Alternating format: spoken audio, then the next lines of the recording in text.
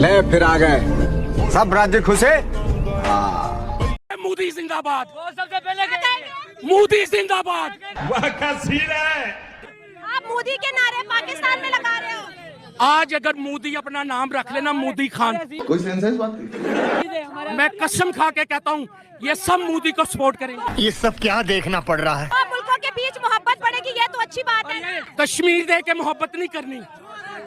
कश्मीर तो क्या, कश्मीर क्या। यही नहीं, अभी और सुनिए। कश्मीर तो गया, अब बलोचिस्तान भी इनके हाथ से जा रहे हैं। इस्लामिक कंट्रीज में आपको लगता है सबसे ज्यादा पावरफुल पाकिस्तान है? पावरफुल है मगर हिम्मत नहीं रखते। तुम तो जज्बे वाली कौम हो, तुमने तो कलमा पढ़ा है। हिम्मत नहीं, पावर भी है लेकिन हिम्मत नहीं है। हिम्मत तो इसलिए वसाइल होते हुए भी ये किसी को आंखें नहीं दिखा पाते। क्यों कंफ्यूज कर रहे हो मुझे?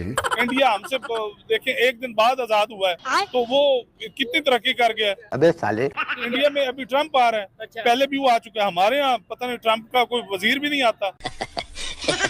देखिए हमारा 1 रुपया है और उसके इंडिया के 3 रुपए हैं।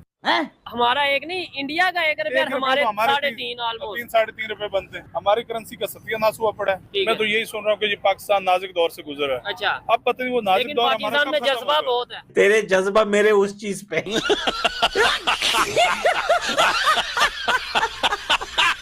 वाहिद इस्लाम ऐसा दीन है जो कि लाइक लॉजिकल है। आपको इस्लाम की कोई बात लॉजिक के बगैर नहीं मिलेगी। उसमें इमोशंस नहीं, हसास की बेस पे कुछ नहीं है। अच्छा इंडिया के पास ऑथेंटिक रीजंस होती हैं कश्मीर की। उनका स्ट्रॉन्ग लाइक वो आते नहीं है प्लेबिसाइड की तरफ। हमने जहाँ भी बात करनी है हमने सिर्फ इमोशंस पे आना है। हम लॉजिकल कहीं है ही नहीं। क्यों कंफ्यूज कर रहे हो मुझे?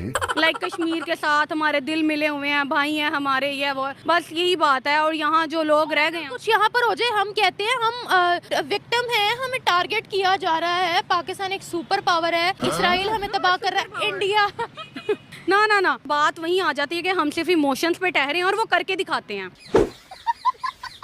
इंडिया का दो, इंडिया जाना है। क्यों, क्या वजह उसकी? भाईजान ये कह रहे हैं मुझे इंडिया भेज दें। माफ करो बाबा, आगे जाओ आगे जाओ। 1947 में पाकिस्तान बनाने का मकसद तो फिर खत्म हो गया। हाँ जी, काश भाईजान जी अगर मेरे घर वाले मेरे बहुत जदाद उधर से होते तो आज मैं भी स्कूल में होता। आज तक हमें किस चीज के पीछे इन्होंने लगाई रखा है? इंडिया हमारा दुश्मन है जी। भाई क्या दुश्मनी है? कोई दुश्मनी नहीं है। पहले तो हम लोग इकट्ठे रहते थे ना, बाद में पार्टीशन हुई है ना। हमें जो है ना लड़वाया जा रहा है वो, लेकिन वो लोग समझ गए हैं, इंडिया वाले अब समझ गए हैं। वो अपनी टेक्नोलॉजी, अब वो पाकिस्तान को इतना जिक्र नहीं करते। वो हमें पाकिस्तान अब उनके दूर तक किसी खाते में नहीं आता। बात ये सिर्फ ड्रामा ही था जो हम शुरू से देखते आ रहे थे। तुम्हारे मुंह से जो मक्खनबाजी की बातें ना बिल्कुल भी अच्छी ना लगती। अब ये देखें कि वो अंग्रेज इसराइली कितना फलस्तीन पे जुल्म सितम कर रहा है। गांडू हम अपने गिरेबान में देखते हैं, हम पाकिस्तानी हैं, उनके लिए क्या कर रहे हैं। छोटे छोटे बच्चे, उनके अस्तगफिरुल्लाह माज़ल्लाह, उनके कितने जुल्म सितम हो रहे हैं, वो बयान भी नहीं किए जा सकते। मोबाइलों पे देख रहे हैं, टीवियों में देख रहे हैं। मुझे बताएं, एटम बम है ना हमारे पास? अब हम कहेंगे मोरी बजटम में पिछवाड़े में रखो, ये पिछवाड़े का ही अब काम आता है। बिल्कुल बिल्कुल है। हिम्मत होनी चाहिए बटन दबाने के लिए। आप होते तो दबा देते कि नहीं दबा। आप होते दबा देते। दबा देना चाहिए। हमारे मौलवियों की तरफ अगर ये हमें हुकूमत दे दें, इंशाअल्लाह बफज़ले खुदा सबसे पहले हम इसराइल को तबाह करेंगे कि जिन्होंने जुल्म सितम हमारे पाकिस्तानियों पे, मुसलमानों पे, बच्चों पे जुल्म किया है। जिस राह पे तुम चल रहे हो बेटा, एक दिन पूरी तरह फंसोगे। जबकि अगर हम हिंदुओं की बात करते हैं, उनका बिहेवियर देखते हुए उनके कल्चर की पूरी दुनिया में रिस्पेक्ट की जाती है। मुसलमानों से लोग खौफ खाते हैं। पर ये मत भूल कि दुनिया की नजरों में तू आतंकवादी है। का ज़हन ऐसा बना दिया है कि ये टेररिस्ट हैं, ये ऐसे करते हैं, ये धोखे देते हैं, ये झूठ बोल। हर कंट्री में तो जाकर कहते हैं कि अपना कानून खत्म करके यहाँ शरिया लॉ लेकर आओ। 9/11 हुआ अमेरिका के अंदर, उसके बाद से मुसलमान फोबिया, इस्लामोफोबिया बहुत ज्यादा फैल गया अमेरिका के अंदर, जिसके बाद मुसलमानों को वो कहते हैं टेररिस्ट और मुसलमानों को आगे नहीं आने देते। आप भी इसी फिलोसफी पर यकीन रखते हो? अरे क्या लौड़ा फंस गया मुंह में। नहीं, मैं इस पे यकीन नहीं रखती क्योंकि मैं भी वो एक हादसा हो सकता है और मेरे ख्याल से तो वो उसमें पाकिस्तानियों को कोई हाथ नहीं था। मुफ्त तो हो गया था। जाहिर बात है, जब हमारी हुकूमत उनसे कर्जा लेती है तो वो फिर हर जो मर्जी में बनवा सकते हैं उनसे। मतलब हम इनोसेंट हैं? जी बिल्कुल। वाह दीदी, वाह दीदी। नहीं दीदी, वाह दीदी। दुबई के अंदर ना पाकिस्तानी यूट्यूबर हमारी इमेज खराब करते हैं। नहीं बेटा, कोई इमेज नहीं खराब करता। ये अच्छे हैं, बहरहाल ये खुश करते हैं दुनिया को।